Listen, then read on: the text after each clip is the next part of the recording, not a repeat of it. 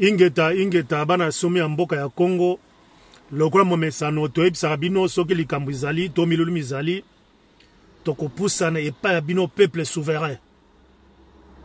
Likambo wana pusana lelo pembeni na bino bana somi ya mboka ya Congo ezali pona koyebisa to ko sensibiliser bino ba diaspora averti, ba combattant résistant averti. Le 25 novembre oyo tokuta na biso nyonso na mboka ya France, précisément na Paris.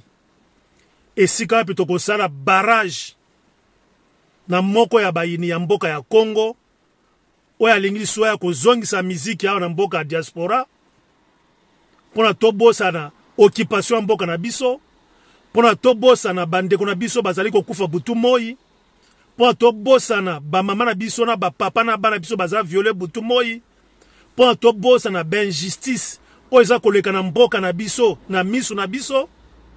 Tolobi non. Yango to bengisami biso nyonso le 25 novembre oyo biso nyonso na mboka ya France, précisément na Paris. Bana ya Allemagne, bana ya Hollande, bana ya Suisse, bana ya Angleterre, na bino bana ya France. Slogan ya bino bana ya Paris est tombé te. Paris c'est Paris, Paris on ne parie pas. Et Paris ne tombera pas.